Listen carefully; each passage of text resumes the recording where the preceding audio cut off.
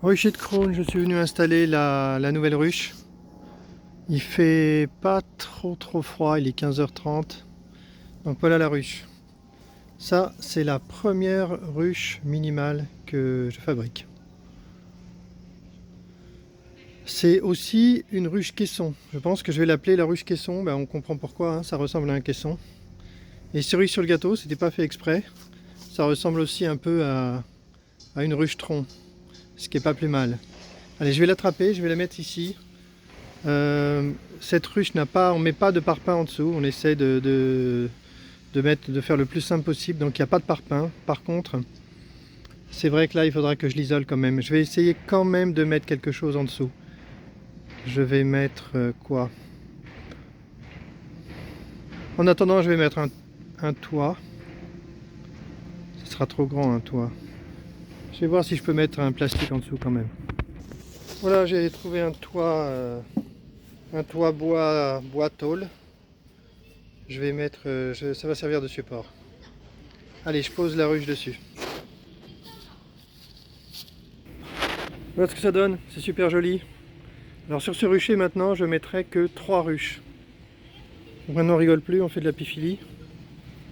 Et je pense qu'une bonne règle, c'est de ne pas mettre trop de ruches au même endroit et de séparer les ruches d'au moins 2 ou 3 mètres pour éviter la dérive. Une autre règle de la piphilie, ce sera de ne jamais introduire des matériaux étrangers dans la ruche, comme par exemple de la cire. Ne pas mettre de la cire pour éviter des contaminations. Donc on ne réutilisera jamais de la cire dans les ruches, et même pas la cire d'origine. En fait, dans cette ruche-là, on n'utilisera déjà que des barrettes façon varée. Alors, je vais montrer comment c'est à l'intérieur. Je vais rouvrir, je vais remettre les barrettes et je vais montrer. Donc, je peux déjà la décrire de l'extérieur. C'est une ruche qui fait 90 cm de haut. Il y a une première partie, le corps, qui est en bas, qui fait environ 40 litres. Les 40 litres syndicaux qu'on considère comme pas mal pour une colonie. Au-dessus, il y a l'espace pour une hausse d'un volume d'un bloc varé. Et en bas, ce sont des pieds normalement, mais là c'est fermé, donc ça forme une boîte. Donc là, cerise sur le gâteau, ça va créer un nouveau type de piège que je décrirai après. Un piège passif pour les frelons. Donc, où j'en étais? Il n'y a pas dans une ruche de ce type, une ruche caisson, qui est basée sur la ruche minimale. Elle est donc en fibre de bois de 3,5 cm sur cette ruche, mais j'en ai déjà fabriqué une autre en 4 cm. La version définitive, ce sera 4 cm d'épaisseur. Il n'y a pas de plancher grillagé. Le plancher fait pareil, 4 cm d'épaisseur. Il n'y a pas de planche d'envol. Il y a juste un trou de vol principal qui est ici au milieu, aux 2/3 du corps.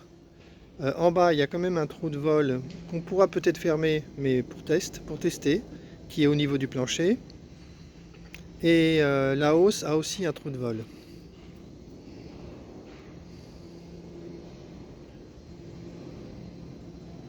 Donc ce n'est pas du tout une ruche extensible. C'est une ruche de sauvegarde ou une ruche de cueillette de miel. Ce n'est pas une ruche de production de miel. On s'interdit de produire du miel en apiphilie. On fait juste des cueillettes comme à l'ancienne. En fait, on pourrait dire que l'apiphilie, c'est une façon de renouer avec l'apiculture des premiers temps. Une apiculture très ancienne. Allez, je l'ouvre et je montre comment c'est à l'intérieur. Voilà ce que ça donne à l'intérieur. On a des baguettes en fibre de verre qui traversent la ruche et qui permettent de tenir les barrettes. Ce sont des baguettes pour la simplicité de la construction, bien sûr. Pour la construction, là, ça a été fait en plusieurs parties parce que j'ai un peu hésité sur le fait de mettre des pieds ou pas. À la fin, j'ai décidé de ne pas mettre de pieds, que ce soit d'un seul tenant, parce que ça fait un look franchement pas mal. Le look ruche-tronc, franchement, c'est super sympa. J'ai oublié de le dire, mais la ruche, elle est peinte avec de la peinture suédoise. Le toit, lui, est peint aussi avec, il est peint avec du C3, un produit qui imperméabilise. Et ensuite par-dessus de la peinture suédoise. Et il y a du pigment d'ocre dans le C3. Donc je ne vais pas mettre de toit en métal. Un des objectifs, c'est que la ruche coûte quasiment rien. Cette ruche entière là, je pense qu'elle coûte dans les 30 euros, maximum 30 euros. Et encore en allant acheter les matériaux dans le magasin du coin. Si je fabrique beaucoup de ruches, je pense que je pourrais baisser le prix en le divisant peut-être d'un tiers ou en le divisant par deux. Qui sait si j'ai de la chance. Donc les barrettes sont très fines, on n'a pas besoin de barrettes varées. Le volume c'est celui de varé, donc on garde les 8 barrettes. Et voilà, on a tout dit, hein. On voit qu'en dessous il y a un volume qui est assez important. C'est un volume de 2 corps varés, environ 40 litres. Donc c'est parfait. On voit que c'est une ruche qui va être très fermée. Je compte sur le confinement pour lutter contre les varrois. Donc je compte même faire des traitements en raréfiant l'oxygène dans la ruche. J'aurai un détecteur de CO2 et je remplirai la ruche avec du CO2 jusqu'à ce que ce soit tolérable par les abeilles. Et ensuite, j'essaierai de faire des traitements en voyant ce que ça donne en mettant... Mais de base, la ruche sera très fermée et il y aura peu d'air qui circulera à l'intérieur. Et ça, je pense que ça pourrait être... on pourrait avoir des bonnes surprises avec les varrois, je pense. L'idée, c'est aussi de copier ce qui se passe dans les troncs d'arbres. Dans un tronc d'arbre, l'air, quand on monte un petit peu dans le tronc, l'air ne circule pas beaucoup, hein. Pourtant, ça a jamais gêné les abeilles pendant des millions d'années. Voilà. J'ai presque tout dit, hein. Alors, la ruche minimale, c'est une ruche, ce n'est pas une ruche de sauvegarde à proprement parler, c'est une ruche versatile. Elle peut servir de ruche de sauvegarde, moi c'est ce que je vais faire, et elle peut servir de ruche, non pas pour produire du miel, mais pour prélever un peu de miel, pour cueillir du miel. Donc, je pense qu'on ne fera pas de cueillette de miel en dehors du printemps. Donc, pendant le printemps, si tout se passe bien, on pourra créer une hausse en utilisant la partie haute. La partie haute, qui est un grenier, peut être utilisée comme une hausse pour récupérer un peu de miel, comme nourrisseur en hiver, et même une troisième utilité que je décrirai après. Donc là, si on était fin avril avec une colonie qui carbure, eh bien on pourrait dire bon moi je veux récupérer un petit peu de miel pour ma famille, eh bien je vais rajouter une hausse. Donc voilà ce qu'on fera. On rajoutera des barrettes, exactement comme on le fait en varé. Alors, bonjour.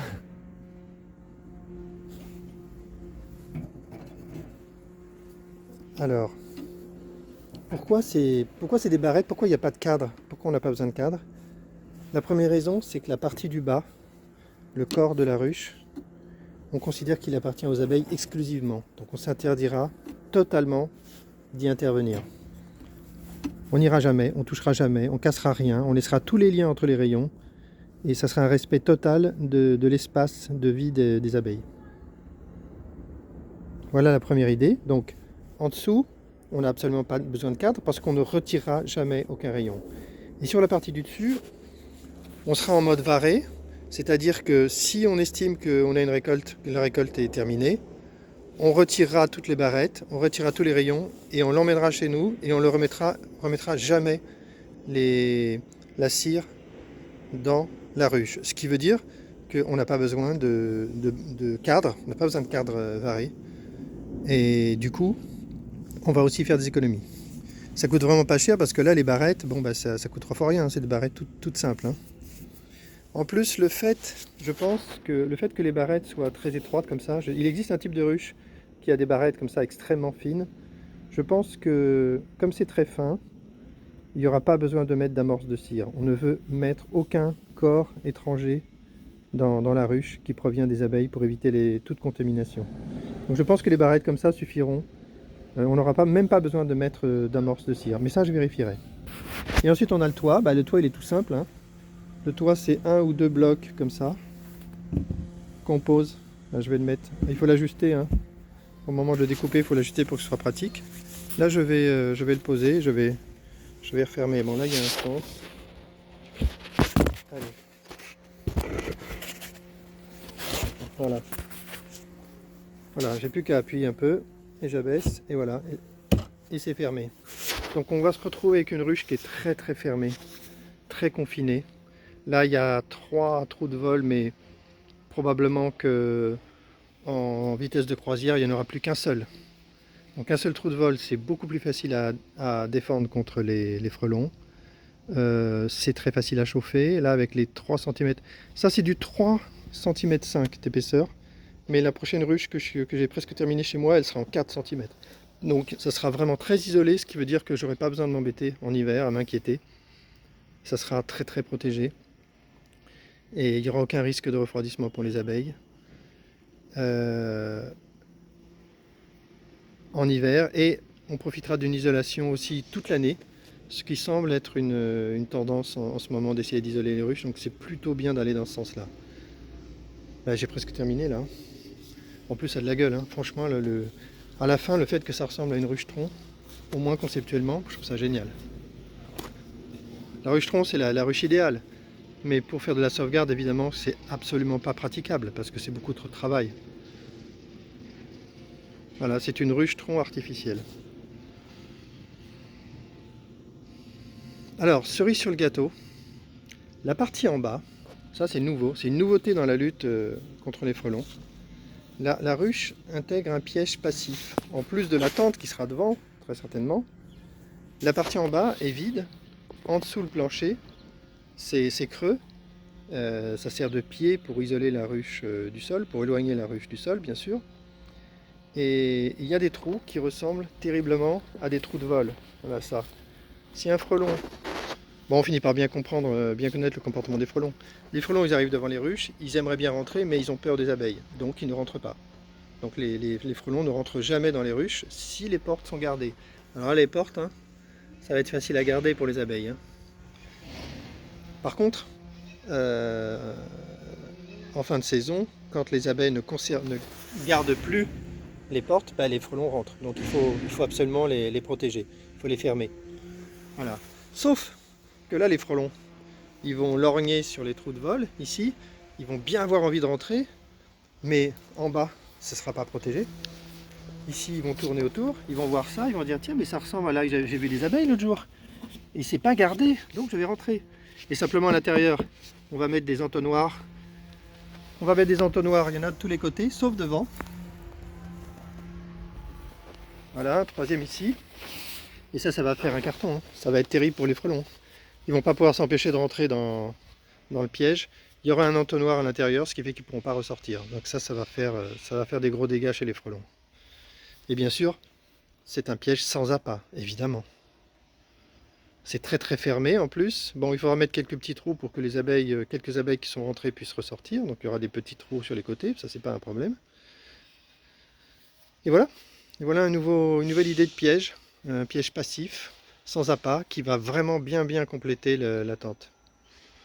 Tiens, d'ailleurs, en parlant de tente, j'ai trouvé une nouvelle idée. Le problème du vent est totalement résolu. On a fait des tests avec Sébastien à Marseille s'est proposé, et il s'est un petit peu entiché de ses tests, et il a bien fait. Et il a montré qu'en rajoutant des élastiques sur les haubans, ça résiste sans problème. Enfin, sans problème. En tout cas, ça résiste à des rafales de 90 km/h. Donc là, on est bon, quoi. Sur le vent, il n'y a plus aucun problème. Donc la prochaine version de la tente inclura des élastiques pour avoir ce bénéfice. Et qu'est-ce que je voulais dire? Ah oui, j'ai trouvé une nouvelle idée. Je pense que l'année prochaine, on va certainement équiper des grands ruchers, puisque je pense que les pros commencent à être... D'abord, ils commencent à être impactés par les frelons. Ils commencent à admettre que ça les concerne aussi. Avant, ils s'en foutaient. Avant, ils pouvaient nous nourrir les frelons sans souci. Là, ils commencent à souffrir, eux aussi.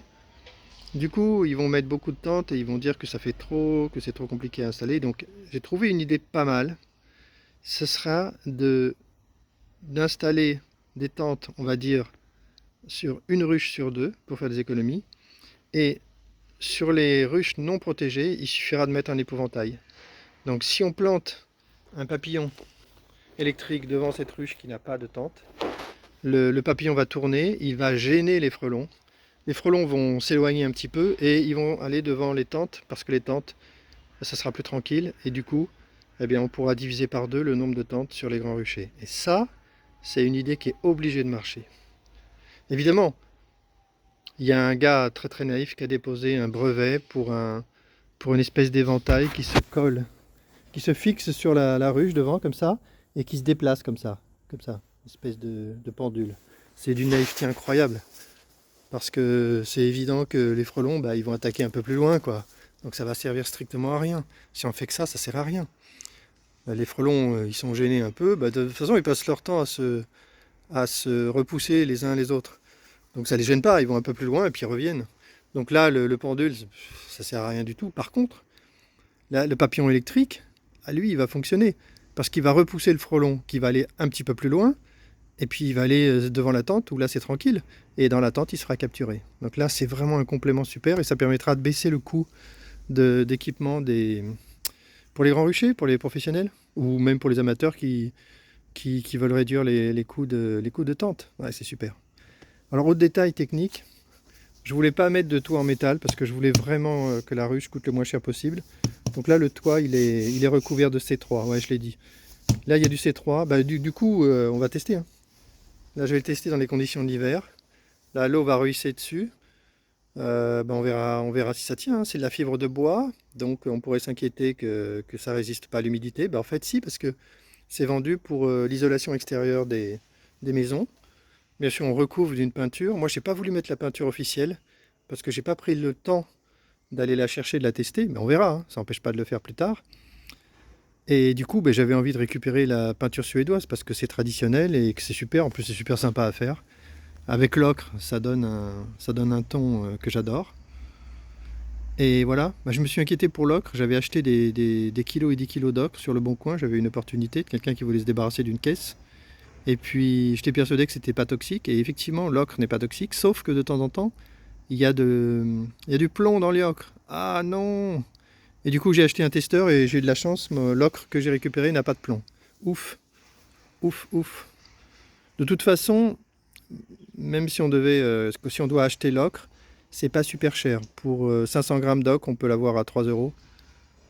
Donc, peindre une ruche coûterait 3 euros en ocre. Ça va, c'est pas très cher. Voilà, je suis super content du résultat et surtout, je suis content du look. J'ai une petite discussion avec André. De toute façon, j'ai toujours des discussions avec André. Qui disait qu'il préférait laisser les pieds. Si on regarde devant, là, devant, c'est un cache. Au départ, il n'y avait que des pieds à gauche et à droite. Et après, j'ai hésité, je laisse des pieds ou je ferme. J'hésitais. Et à la fin, je me suis convaincu qu'il fallait fermer parce que ça donne un look d'enfer, quoi. Ça donne une identité visuelle qui est là, je pense que quand on verra cette ruche tout en hauteur, rouge comme ça, monolithique, bah, ça se reconnaîtra tout de suite. Donc ça, c'est un atout. Le graphisme, ça compte aussi. Donc c'est super, ça franchement je suis super content. Je vais en fabriquer deux autres. J'en ai déjà une qui est prête chez moi. Il manque que le toit. Donc je vais aller la chercher. Bah, peut-être demain après-demain je la mènerai ici pour la mettre. Et ici il n'y aura plus que des ruches. D'ailleurs partout il n'y aura plus que des ruches minimales. Des ruches caissons. Aujourd'hui naît officiellement ou publiquement la ruche caisson. Génial, je suis content d'être sorti. Là je suis content. J'ai eu de la chance, parce que c'est pas trop froid, j'ai eu le courage de sortir. Je suis un peu comme les abeilles, moi je sors pas. J'ai du mal à sortir quand il fait froid. Tiens, il y a un bourdon là qui vient d'arriver. Un bourdon. Faut que je vérifie que c'est un bourdon. J'étais surpris l'autre jour à Montgeron, j'ai vu des guêpes. J'ai vu des guêpes dans la ruche. Je me demande s'il y a des espèces de guêpes qui survivent à l'hiver. Normalement non. Donc là j'étais un peu surpris. Bon, elle était morte en même temps. Elle était morte, mais au-dessus, quoi. Donc, on a l'impression qu'elle était arrivée pendant l'hiver, quoi. Là, je le trouve plus, il est passé en dessous. Peut-être un bourdon qui fait de la récup. Ce serait bien pour lui. Hein. Mais c'est pareil, les bourdons, je pense que ça vadrouille pas trop, les bourdons, en hiver. Putain, je ne vois plus le bestiau. Allez, sors. Montre-moi qui tu es.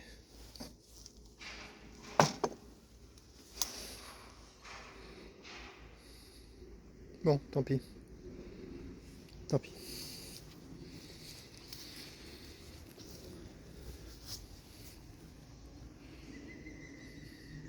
J'ai pu attendre qu'il pleuve pour voir comment la fibre de bois se comporte à l'extérieur. Puis ensuite on prendra les mesures, hein. Si ça marche pas trop bien, on verra s'il faut la peindre autrement. Évidemment l'intérieur n'est pas peint.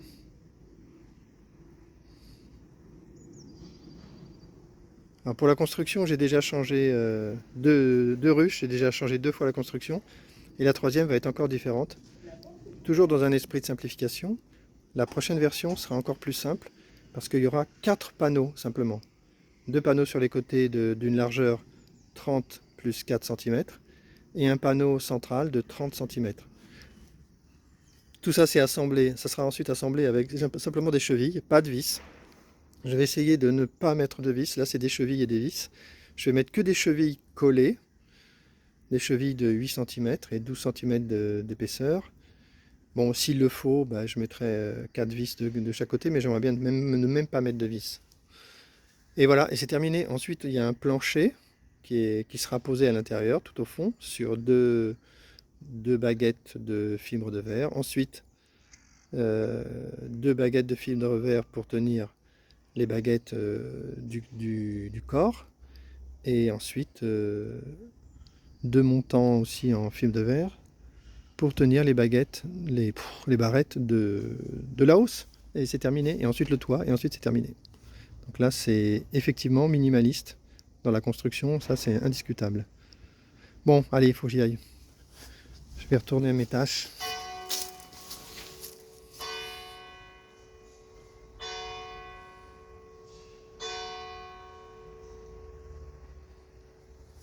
« 16h. Donc c'était la présentation et l'installation de la première ruche caisson qui est fondamentalement une ruche minimale en fibre de bois. Et c'était sur le rucher de Crosne. Fin de la vidéo.